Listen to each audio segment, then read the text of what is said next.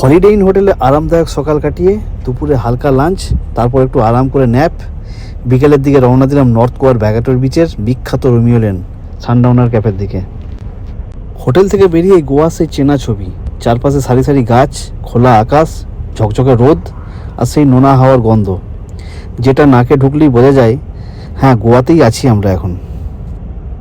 সত্যি বলতে কি, গোয়ার রাস্তাঘাট অসম্ভব সুন্দর, দুধারে নারকেল গাছ, ফাঁকে ফাঁকে রঙিন বাড়ি, ছোট ছোট ক্যাফে, আর হঠাৎ করেই কোথাও খোলা সবুজ প্রান্তর। এমন রাস্তা যে গাড়ি চালাতে চালাতে মনে হয় গন্তব্যে না পৌঁছলেও চলবে। উত্তর গোয়ার জনপ্রিয় এলাকা ব্যাগাতোর বিচের কাছেই অবস্থিত রোমিও লেন। এটা বর্তমানে গোয়ার অন্যতম হট নাইট লাইফ স্পট। গল্প করতে করতে কখন যে এসে পৌঁছে গেলাম টেরই পেলাম না। পাহাড়ের কোল ঘেঁষে সমুদ্রের ঠিক ধারে বসে আছে এই ক্যাফেটা। দেখে মনে হয় প্রকৃতি নিজেই ইন্টেরিয়ার ডিজাইনার। রিসেপশনে গিয়ে প্রথমে ধাক্কা যে একটা কাভার চার্জ দিতে হবে, ঠিক আছে সেটাও মেনে নিলাম, কিন্তু আসল গল্পটা এলো তখন যখন আমি ক্যামেরাটা বার করলাম। সোজা সাপটা বলে দেওয়া হলো, স্যার ক্যামেরা নিয়ে ভেতরে ঢোকা যাবে না।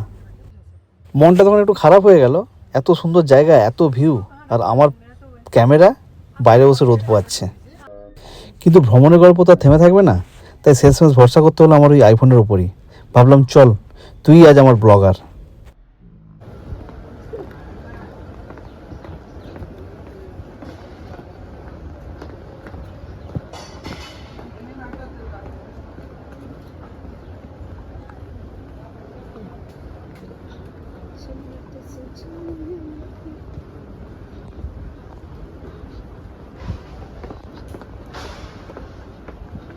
চলুন এবার নিচের দিকে নামা যাক। একদম চূড়া থেকে সুন্দর কাঠের পাটাতন ধরে ধীরে ধীরে নামছি, আর মাথায় একটা চিন্তা, নামা যত সহজ ওঠা ততটাই কঠিন। সামনে যেটা অপেক্ষা করছে সেটা যত সুন্দরই হোক না কেন, ফিরে আসার চিন্তাটাই তখন হালকা একটা টেনশন তৈরি করে দিচ্ছে।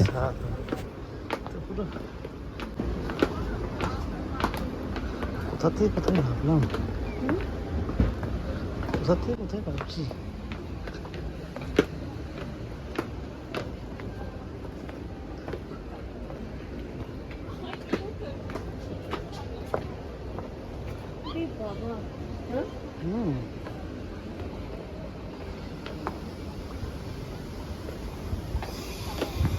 প্রতিটা ধাপ নামার সঙ্গে সঙ্গে দৃশ্যটা বদলাতে লাগলো।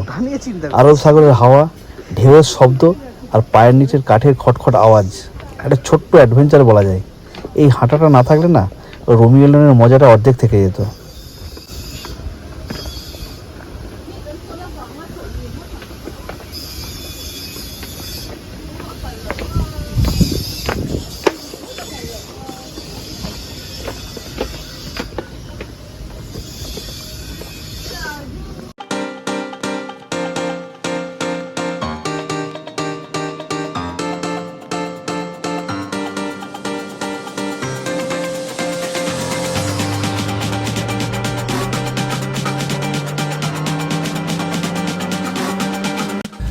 অবশেষে পৌঁছে গেলাম।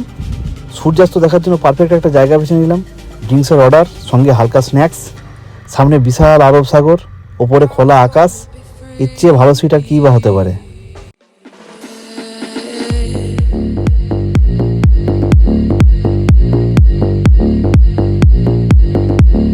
চেয়ারে বসে হাতে গ্লাস, টেবিলে স্ন্যাক্স, আর চোখ জুড়ে আকাশে রং বদলানোর খেলা। সূর্যটা যত নিচে নামছে, পরিবেশ ততই শান্ত, ততই রোমান্টিক। হালকা মিউজিক, নোনা হাওয়া, এক কথায় ম্যাজিক।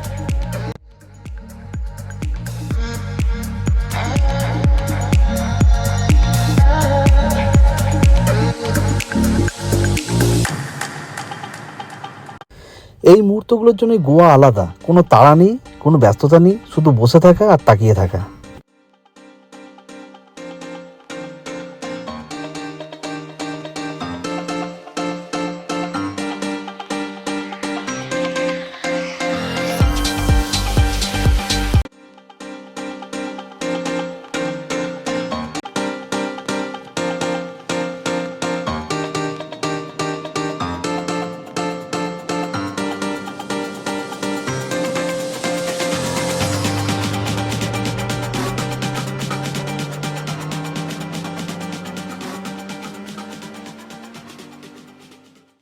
সূর্যাস্তের পর রোমিও লেনের মুড একেবারে বদলে গেল।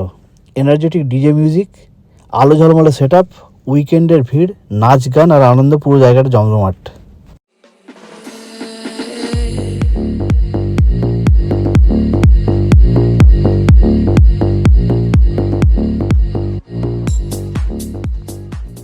যদি নর্থ গোয়ায় এসে সানসেট, পার্টি, ভালো খাবার আর ককটেল সব এক জায়গায় পেতে চান, তাহলে রোমিও লেন নিঃসন্দেহে আদর্শ গন্তব্য।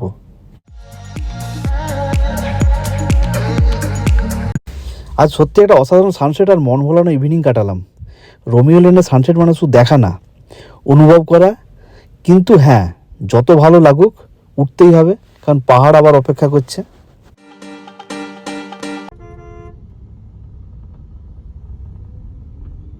এখন চলুন একটা কোনো ভালো রেস্টুরেন্টে পেট আর মন দুটোই ভরিয়ে নিয়ে যাক ডিনারে।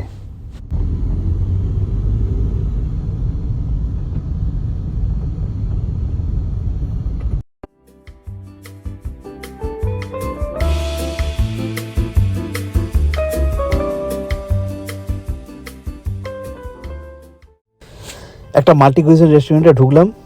ভেতরে বিদেশি অতিথিতেই ভরা, খাবারের স্বাদ দুর্দান্ত, সঙ্গে এক গ্লাস ওয়াইন, এর উপর লাইভ মিউজিক, সব মিলে সন্ধ্যাটা একেবারে জমে গেল। ডিনার শেষে ফিরে যাব হোটেলের শান্ত পরিবেশে। আজকের দিনে সব ক্লান্তি গুটিয়ে রেখে নেব একটা আরামদায়ক সুন্দর ঘুম।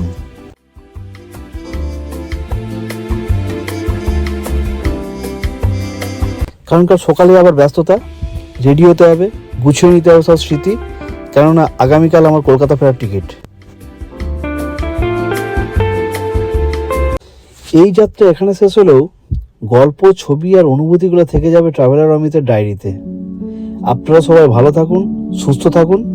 নতুন গন্তব্য আর নতুন গল্প নিয়ে খুব শীঘ্রই আবার দেখা হবে।